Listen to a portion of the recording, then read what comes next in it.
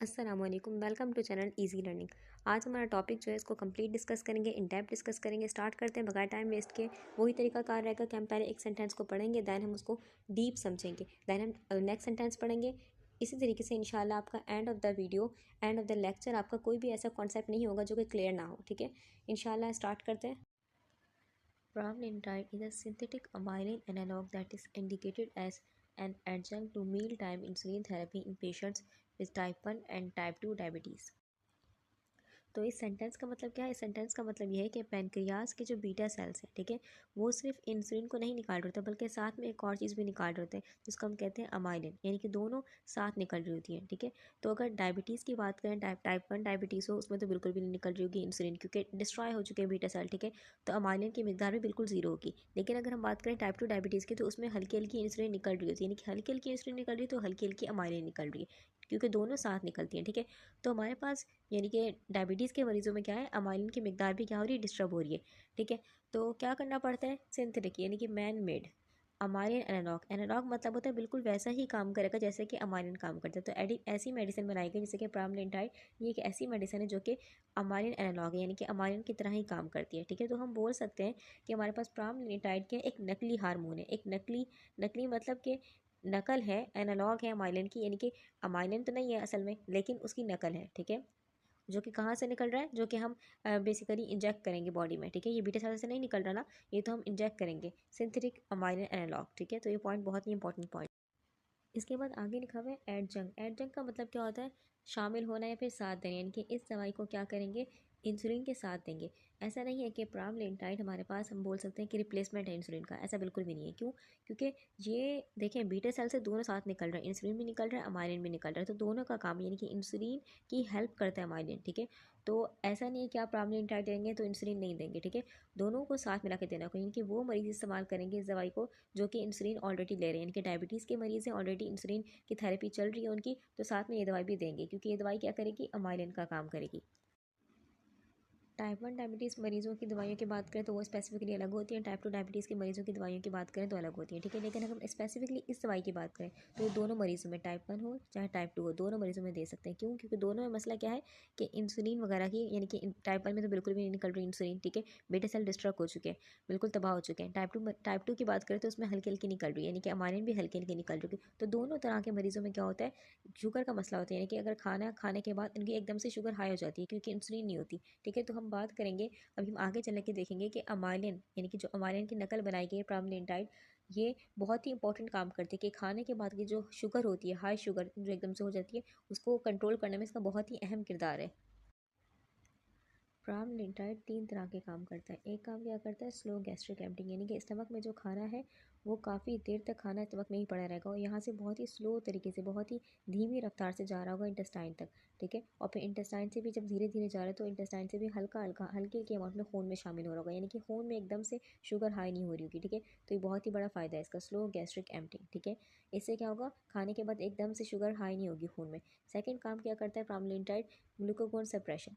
Glucagon क्या होता है, हमारे पैनक्रियाज के ही सेल्स होते हैं अल्फा सेल, जो कि ग्लूकागोन निकालते हैं। ठीक है, और ग्लूकागोन क्या करता है, लीवर के पास जाके सिग्नल देता है कि क्या करो, एक्स्ट्रा ग्लूकोज जो तुमने स्टोर करके रखी है इसको खून में शामिल करो। अब खाने के बाद क्या हो रहा है, खाने के बाद हमारे इंटेस्टाइन से भी तो शामिल हो रही है शुगर खून में। ठीक है, तो लीवर भी निकाल रहा है, तो एकदम से क्या हो सकती है, खून में शुगर हाई हो सकती है। तो इस ग्लूकागोन वाले अमल को क्या करना होगा, दबाना होगा, सप्रेस करना होगा। तो इसको, तो ये कौन करता है, प्रामलिनटाइड, यानी कि असल में अमाइलिन भी ही काम करता था, लेकिन अमाइलिन नहीं है इसकी जगह, तो क्या प्रामलिनटाइड भी ही काम करे, क्या करे, ग्लूकागोन को सप्रेस करें, यानी कि ग्लूकागोन की बोल सकते हैं हम, इसको स्टिमुलेट नहीं कर रहा बल्कि दबा रहा है। ठीक है, अब भी लीवर निकाल रहा है एक्स्ट्रा ग्लूकोज, लेकिन बहुत ही स्लो अमाउंट, यानी कि पहले जितने निकाल रहा था अब उतने निकाल रहा है, बहुत ही हल्की अमाउंट निकाल रहा है। ठीक है, अच्छा, थर्ड काम क्या करता है हमारे पास, कि दिमाग का वो सेंटर जो कि भूख को कंट्रोल करता है, तो उस सेंटर को स्टिमुलेट करता है।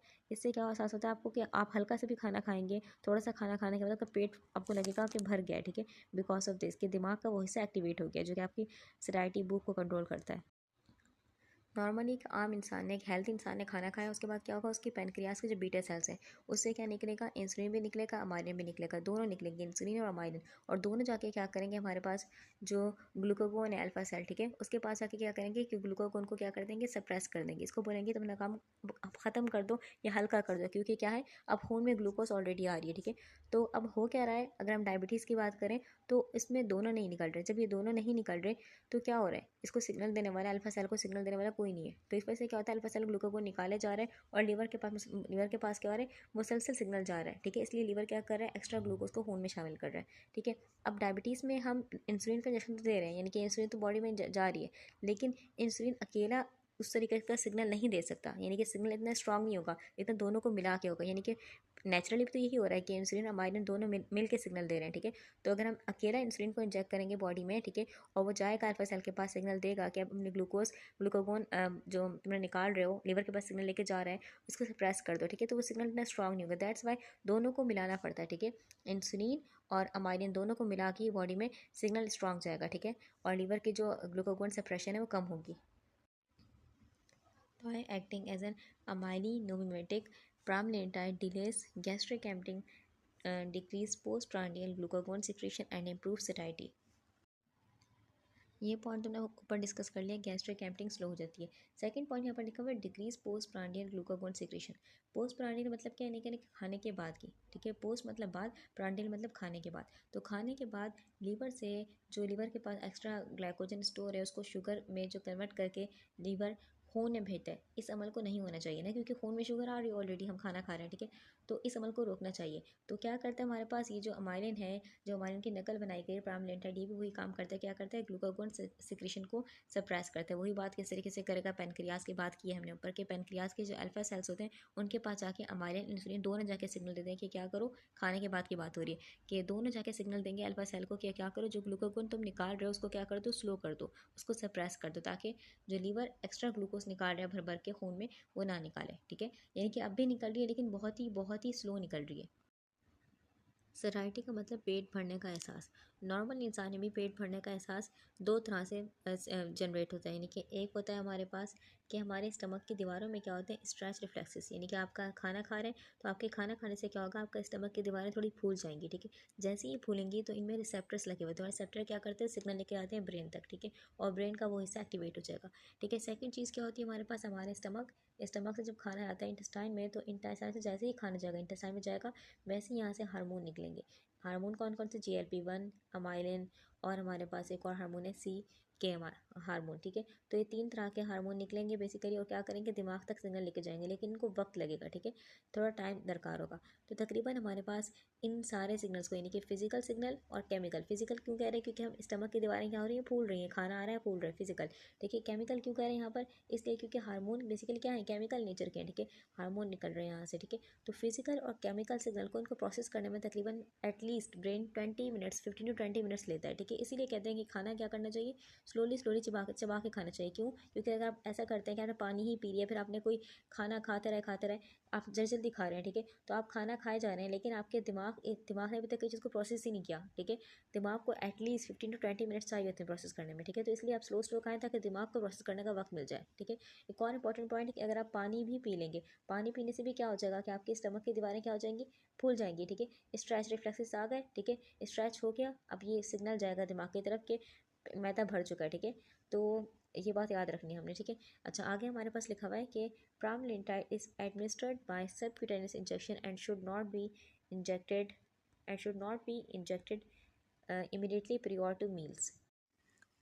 प्रामलिनिटाइड इंसुलिन की तरह बॉडी में जो सबक्यूटेनियस लेयर है, यानी कि जो फैट वाली लेयर है उसमें इंजेक्ट करते हैं। क्यों करते हैं इस तरीके से, ताकि स्लोली स्लोली क्या हो, खून में शामिल हो, एकदम से शामिल ना हो, ठीक है। आगे लिखा है बहुत ही इंपॉर्टेंट पॉइंट कि इमीडिएटली prior to meals, यानी कि आपने इसको इस तरीके से नहीं करना कि प्रामलिनिटाइड को खाने से 30 मिनट पहले ले लें या फिर खाने के बहुत देर बाद ले लें। इस तरीके से करेंगे तो बेकार है, क्योंकि फ़ायदा नहीं होगा। इसका रीज़न क्या है, इसका रीज़न ये है कि प्रामलिनिटाइड जो होती है बॉडी में अपना ऑनसेट ऑफ एक्शन, यानी कि अपना काम करने का जो पीक होता है वो तकरीबन 20 मिनट बाद शो करती है, ठीक है। और एक और चीज़, ये 3 घंटे तकरीबन 3 घंटे तक काम करती है, ठीक है। तो आपका खाना स्टमक में गया और वहाँ से जब इंटेस्टाइन में जाएगा तो पूरे प्रोसेस होने में तकरीबन 20 मिनट लग ही जाएंगे, ठीक है।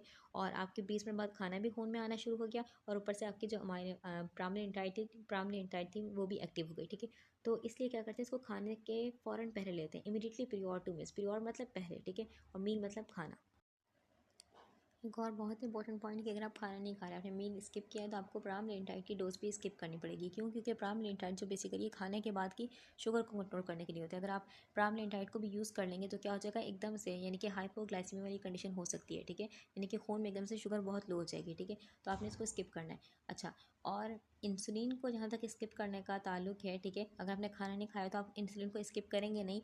ये दो चीज़ों पर डिपेंड करता है कि आप इंसुलिन कौन सी यूज़ करें। अगर आप फॉर एग्जांपल आपने इंसुलिन लगानी थी मील टाइम इंसुलिन, जिसको हम कहते हैं बोलस इंसुलिन, तो वो इंसुलिन जो होती है, ठीक है, उसको तो आप स्किप करेंगे। लेकिन अगर आप इंसुलिन लगा रहे थे बेसल इंसुलिन, तो उसको आप स्किप नहीं करेंगे, क्योंकि रीज़न क्या है, मील इंसुलिन ये जो बोलस इंसुलिन होती है एकदम से हाई अमाउंट में होती है, ठीक है, और एकदम से क्या करती है, खून में हाई अमाउंट में जाती है। बोलस इंसुलिन क्या होती है, सॉरी बेसल इंसुलिन क्या होती है, ये खून में पहुंची, ठीक है, और स्लोली स्लोली स्लोली रिलीज होगी, यानी कि कतरा कतरा आपके खून में रहेगी 24 घंटे, ठीक है। तो ये बेसल इंसुलिन अलग होती है, ठीक है, इसको आप स्किप नहीं करेंगे, ये बहुत ही ज़रूरी है।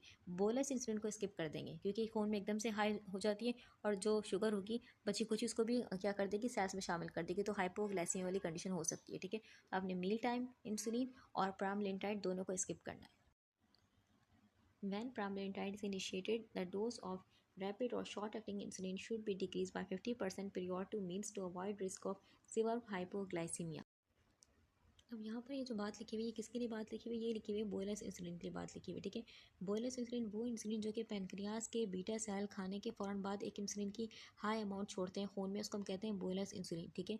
तो हमारे पास एक होती है 24 घंटे बीटा सेल से इंसुलिन निकलती रहती है, हल्की हल्की अमाउंट में होती है, उसको हम कहते हैं बेसल इंसुलिन, दोनों में फ़र्क है। तो यहाँ किसकी बात हो रही है, बोलस इंसुलिन वो इंसुलिन जो कि आप खाने से फ़ौरन पहले यूज़ करते हैं, मील टाइम इसको इंसुलिन कहते हैं, ठीक है। तो उसकी डोज क्या कर देंगे, 50% कम कर देंगे। क्यों करेंगे, इसका रीज़न ये है कि एक पर्सन पहले फॉर एग्जांपल इंसुलिन यूज़ कर रहा था सिर्फ, ठीक है, अब उसने साथ में प्रामलिनटाइड को भी यूज़ करना शुरू कर दिया, तो अब क्या करना पड़ेगा, उसको डोज कम करनी पड़ेगी।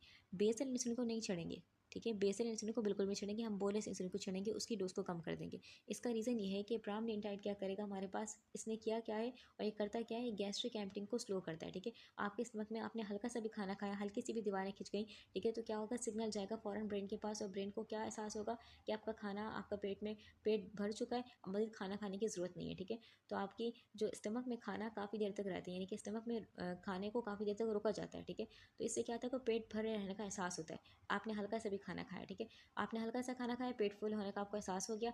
अब यही हल्का सा खाना थोड़े से अमाउंट में खाना जब जाएगा इंटेस्टाइन से खून में, तो ये एज़ कम्पेयर टू पहले पहले जितना खाना खा रहे थे आपके पेट भर रहा था, आप कम खाना खा रहे हैं, आपको पेट भरने का एहसास हो रहा है। क्यों? क्योंकि आप स्टमक की दीवारें में स्टमक में काफ़ी देर तक खाना रह रहा है, ठीक है। तो अब खून में क्या होगी, खून में भी शुगर हल्की ही जाएगी, यानी कि खून में शुगर कम जाएगी, ठीक है। तो उस कम शुगर को हैंडल करने के लिए कम इंसुलिन की नीड होगी, ठीक है। तो इसलिए क्या कर देंगे, 50% इंसुलिन को कम कर देंगे, ठीक है, क्योंकि अब इतनी इंसुलिन की नीड नहीं है, क्योंकि खून में शुगर क्या जा रही है, कम जा रही है। तो वही बात यहाँ पर लिखी हुई है। Pramlintide may not be mixed in the same syringe with any insulin preparation. इसका रीज़न क्या है, इसका रीज़न ये है कि प्रामलिनटाइड की बात करें तो इसका पीएच लेवल कितना है, एसिडिक है, ठीक है। लेकिन अगर हम बात करें इंसुलिन की, स्पेसिफिकली बात करें रैपिड एक्टिंग इंसुलिन की या बात करें हम रेगुलर एक्टिंग इंसुलिन की, तो उनका जो केमिकल नेचर है, पीएच लेवल है, वो बेसिकली वो न्यूट्रल के करीब है, ठीक है। तो अगर दोनों को एक ही सिरिंज में मिक्स कर देंगे तो क्या हो जाएगा, दोनों का स्ट्रक्चर यानी कि इंसुलिन का स्ट्रक्चर तबाह हो सकता है, ठीक है, या फिर ऐसे भी हो सकता है कि प्रेसिपिटेट बन जाए, ठीक है।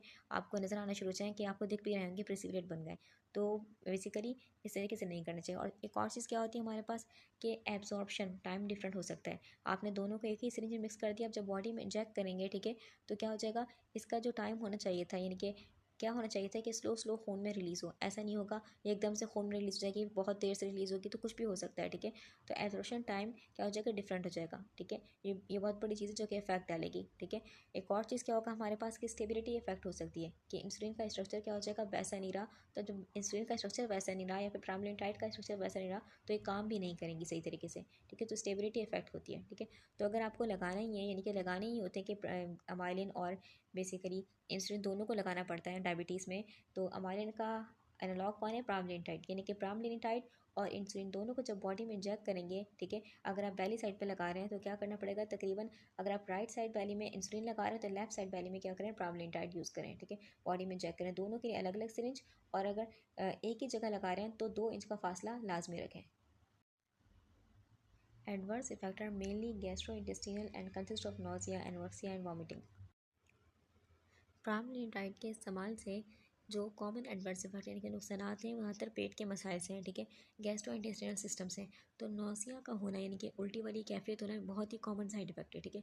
ये होता क्यों है, इसका रीज़न ये है कि हमारे पास के ब्रेन, ठीक है, और ब्रेन स्टेम, हमारे ब्रेन में एक हिस्सा ब्रेन स्टेम, उसमें एक हिस्सा है पोस्ट्रीमा, ठीक है। ये पोस्ट्रीमा जो होता है 2 अहम काम करता है। एक हमारे पास इसमें होता है वो पोर्शन जो कि क्या करता है, हमारे पेट भरने का एहसास लाता है, सैटिस्फैक्टरी सेंटर, यानी कि इसमें अमाइलिन और अमाइलिन की जैसा जो भी हार्मोन बनाए प्रामलिनटाइड ये आके काम करेगा, ठीक है। सेकंड चीज़ हमारे पास होता है chemo CTZ chemo receptor triggers, यानी कि उल्टी वाला सेंटर ये होता है, ठीक है। यानी कि दोनों क्या है, पोस्ट्रियम में करीब करीब है, एक भूख लगने वाला सेंटर, ठीक है, भूख को कंट्रोल करने वाला, सेकंड उल्टी वाला सेंटर, दोनों करीब करीब है। अब होता क्या है हमारे पास, आपने प्रामलिनटाइड क्या की बॉडी में इंजेक्ट की, ठीक है, जैसे ही बॉडी में जाएगी तो खून के जरिए वो ब्रेन के इस हिस्से में आ जाएगी, क्योंकि ब्रेन का ये हिस्सा बेसिकली ये इस हिस्से में क्या है, ब्लड ब्रेन बैरियर जो है वो as compare to other area क्या है, सेंसिटिव है, ठीक है, नाजुक है हम बोल सकते हैं। तो यहाँ से फ़ौरन से चली जाएगी ब्रेन में, ठीक है, और ये दवाई ब्रेन में जाके क्या करेगी, इन हिस्से को यानी कि इस हिस्से को क्या करेगी, ट्रिगर करेगी, भूख वाले हिस्से को, ठीक है। लेकिन क्योंकि रिसेप्टर यहाँ पर है इसके, ठीक है, लेकिन हमारे पास दोनों नेबर हैं यानी कि करीब करीब हैं, भूख वाला हिस्सा और उल्टी वाला हिस्सा।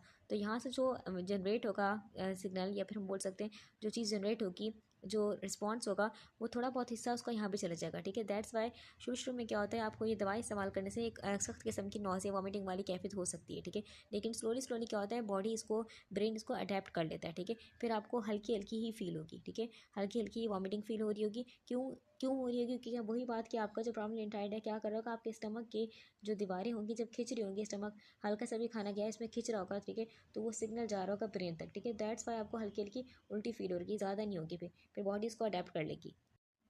अच्छा ये बात जो है हमारे पास ये टाइप 2 डायबिटीज़ के मरीजों के लिए बहुत ही फ़ायदेमंद है, क्योंकि वो मरीज जो टाइप 2 डायबिटीज़ हैं और ऊपर से मोटे हैं, तो उनके लिए फ़ायदेमंद है कि वो हल्का सा खाना खाएंगे और उनको पेट भरने का एहसास होगा। लेकिन वो टाइप 2 डायबिटीज़ के मरीज़ जो कि दुबले पतले हैं, तो उनके लिए ये बात फ़ायदेमंद नहीं होगी, ठीक है।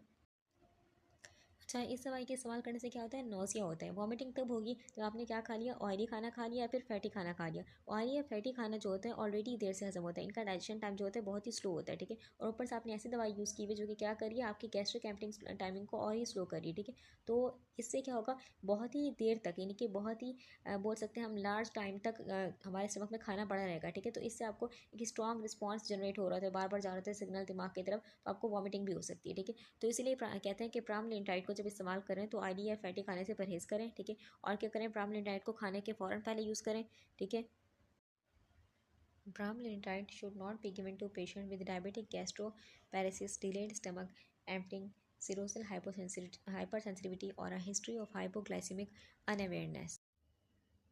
अब यहाँ जो सारे पॉइंट लिखे हुए हैं बेसिकली कॉन्ट्राइंडिकेशन, ये कि प्रामलिनटाइड यूज़ करें तो अगर आपको ये बीमारी है तो आप इसको यूज़ नहीं करेंगे, हरगिज़ यूज़ नहीं करेंगे। तो पहले हम डिस्कस करते हैं, लिखा हुआ डायबिटिक गैस्ट्रोपैरेसिस। इसका मतलब क्या होता है, देखिए एक किस्म की क्या है, स्टमक में जो मसल्स होते हैं जो कि कॉन्ट्रैक्ट करते हैं, खाना आने के बाद क्या करेंगे, स्टमक क्या करेंगे, स्टमक के मसल्स कॉन्ट्रैक्ट करेंगे ताकि खाना जो बिल्कुल स्मॉल स्मॉल पीसेस में होकर आगे की तरफ पुश इंटेस्टाइन में जाए, ठीक है।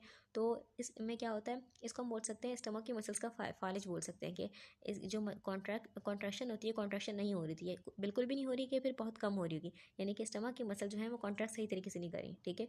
तो इस कंडीशन में क्या होगा, हमारे पास एक तो खाना ऑलरेडी यानी कि मसल्स ऑलरेडी ख़राब है, उसमें खाना बहुत देर तक रुका रहता है और बहुत ही स्लो स्लो होकर जाता है इंटेस्टाइन में, ठीक है। और खाना जो है अजीब सी शक्ल, पथरीली शक्ल का, यानी कि बहुत ही सख्त किस्म का होकर जाता है आगे, ठीक है, सही तरीके से टूट नहीं पाता, ठीक है, और आगे की तरफ पुश होता है, ठीक है। तो ऊपर से आपने प्रामलिनटाइड यूज़ कर ली, ये भी क्या करिए, ये भी बहुत देर तक रोक के रखेगी स्टमक में खाने को, ठीक है। तो ये दोनों मिलके क्या कर देंगे, मसला क्रिएट कर लेंगे, बहुत ही देर तक स्टमक में खाना रहेगा, ठीक है। और एक और चीज़ डायबिटीज़ में ये मसला ऐसे क्रिएट भी होता है कि हमारे पास एक वेगस नर्व होती है जो कि ब्रेन से कनेक्शन होता है, उसका ब्रेन से वेगस नर्व का स्टमक तक कनेक्शन होता है, ठीक है। और ये क्या कर रही थी, सिग्नल दे रही होती है कि खाना आया स्टमक में, सिग्नल देगी, क्या करेगी कि स्टमक को कहेगी कि तुम कॉन्ट्रैक्ट करो और खाने को हल्का हल्का आगे की तरफ पुश करो, ठीक है। तो अगर डायबिटीज़ शुगर के मरीजों में क्या क्या होता है कि शुगर की वजह से नर्व भी डिस्टर्ब होती है, ठीक है। नर्व डैमेज हो गई, जिसको हम बोलते हैं डायबिटिक न्यूरोपैथी, ठीक है। नर्व डैमेज हो गया, वीगस नर्व भी डैमेज हो गई, नर्व सारी डैमेज होगी ना बॉडी की, तो ये भी हल्की हल्की डैमेज हो गई। जब ये डैमेज हो गई, सिग्नल सही तरीके से जाएगा नहीं, यानी कि ब्रेन से सिग्नल जो आ रहा है वो सही तरीके से यहाँ ट्रांसमिट नहीं हो पा रहा, ठीक है। तो इस तरीके से भी क्या होता है हमारे पास कि जो खाना है स्टमक में काफ़ी देर तक रहेगा और फिर क्या होगा, नौसिया वॉमिटिंग वाली कैफियत हो सकती है, ठीक है। तो अगर किसी को पहले से ही बीमारी है तो उसमें हरगिज़ प्रामलिन डाइट को यूज़ नहीं करते, ठीक है। गैस्ट्रोपैरेसिस की कुछ अलामात भी हैं कि उसने हल्का सा खाना खाएगा पर्सन को और उसको पेट भरा हुआ महसूस होगा, पेट फूल जाएगा, ब्लॉटिंग महसूस होगी। सेकंड चीज़ ये हो सकती है कि रात को खाना खा के सोया, सुबह उठेगा तो नौसिया वाली कैफियत होगी। क्यों होगी? क्योंकि अभी तक रात का खाना खाया हुआ, अभी तक वो इंटेस्टाइन तक गया ही नहीं है, यानी कि स्लो बहुत ही स्लो तरीके से जा रहा है इंटेस्टाइन तक, ठीक है। तो उसको क्या होगी, मतली महसूस होगी। एंड थर्ड चीज़ ये भी हो सकता है कि उसके पेट में दर्द हो सका, पेट में दर्द होगा, ठीक है। पेट में दर्द क्यों होगा? क्योंकि स्टमक में खाना काफ़ी देर तक रह रहा है और वह अजीब से सख्त किस्म का बन के रह रहा है, क्योंकि स्टमक में इसको सही जगह तोड़ा नहीं जा रहा, ठीक है। तो ये सारी कंडीशंस हो सकती हैं और इस कंडीशन में बिल्कुल भी यूज़ नहीं करेंगे प्रामलिन डाइट को। आगे लिखा है हमारे पास सिरोसल क्रोसल हाइपर सेंसिटिविटी।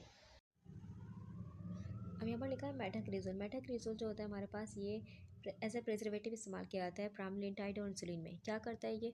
इसके दो काम होते हैं, बहुत इंपॉर्टेंट काम है कि एक तो अगर आपने प्रामलिनटाइड का पेन यूज़ करें या व्याल यूज़ करें तो एक बार खुलने के बाद वो काफ़ी दिन तक चलता है, ठीक है।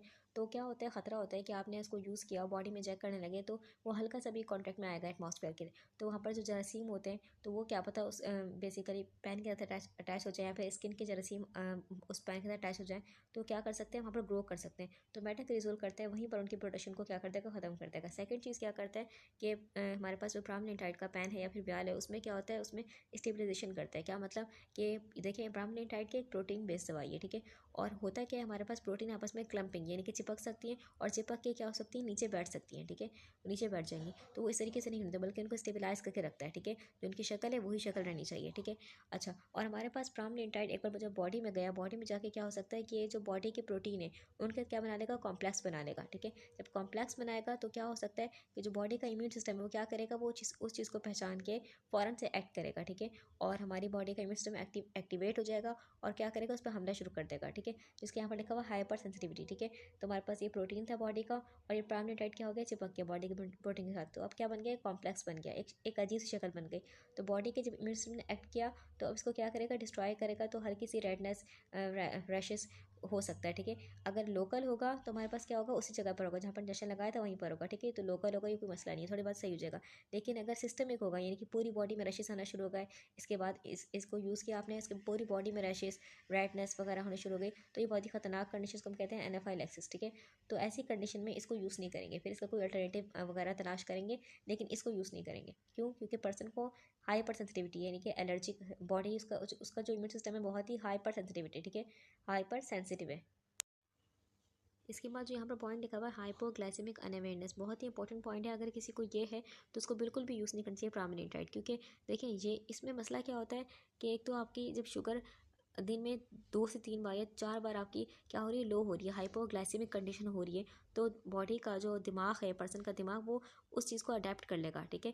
और उसको फील नहीं होगा क्योंकि आपकी रोज़ाना ये कैफियत हो रही है, तो वो उसको कोई रिस्पॉन्स एक पहले तो जनरेट हो रहा होगा कि आपको फील भी हो रहा है कि जो हाइपोग्लाइसेमिक कंडीशन में होता है कि ट्रिमर्स आपको कब कभी फील हो रही हो कि पसीना आ रहा होगा, दिल की धड़कन तेज़ हो जाएगी। ये बॉडी का नेचुरल रिस्पॉन्स होता है कि आप कुछ ईट करें, कुछ खाएं, क्योंकि खून में शुगर लो हो रही है। लेकिन अगर बार बार दिन में 3 से 4 बार यही कैफियत हो रही है तो एक वक्त आएगा बॉडी जो होगी रिस्पॉन्स करना छोड़ देगी इस चीज़ को और उसको नॉर्मल अडेप्ट कर लेगी, ठीक है। तो इसको हम कहते हैं हाइपोग्लाइसेमिक अनअवेयरनेस, यानी कि इसको मतलब क्या हुआ, हाइपोग्लाइसेमिक एसोसिएटेड ऑटोनोमिक फेलियर, ठीक है। अब दिमाग जो हो चुका है वो फेल हो चुका है, इसको रिस्पॉन्स नहीं करता, ठीक है। अब शुगर जब हाई रहती है काफ़ी देर तक या काफ़ी वक्त के लिए हाई रहती है तो होता है कि हमारे पास हमारी जो नर्व्स हैं, ठीक है, वो क्या होती है, डैमेज होती है। इसको हम कहते हैं न्यूरोपैथी, ठीक है। न्यूरोपैथी हो गई। अब बॉडी से ब्रेन तक का कनेक्शन वैसा नहीं रहा, ऐसा होना चाहिए था, ठीक है। बॉडी से ब्रेन तक का कनेक्शन जो नर्व्स के थ्रू होता है वो डिस्टर्ब हो चुका है, ठीक है। तो दैट्स वाई पर्सन को फील नहीं होता। पर्सन का जो शुगर है फॉर एग्जाम्पल 40 तक भी चला गया, 30 तक भी चला गया, उसको फील नहीं होगा, उसको कुछ फील भी नहीं हो रहा, ठीक है। उसको कब कभी नहीं हो रहा, उसको पसीना नहीं आ रहा, दिल की धड़कन तेज़ नहीं हो रही। तो वो तो इसलिए यहाँ पर लिखा हुआ है कि जिनको हाइपोग्लाइसेमिक अनअवेयरनेस है उसको बिल्कुल भी यूज़ नहीं करना चाहिए, क्योंकि इसमें क्या होता है, प्रामलिनटाइड में खतरा होता है कि आपने यूज़ की, ठीक है।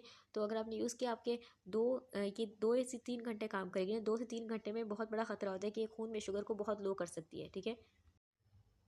अब प्रामलिनटाइड जो है लाइफ सेविंग ड्रग के साथ बहुत ही खतरनाक ड्रग भी साबित हो सकती है। इसका रीज़न ये है कि प्रामलिनटाइड, ठीक है, अब ये ऐसा हो सकता है, पॉसिबल है, ठीक है, ऐसा हो भी सकता है और नहीं भी हो सकता है कि आपने प्रामलिनटाइड को यूज़ किया और साथ में इंसुलिन को भी यूज़ किया, ठीक है।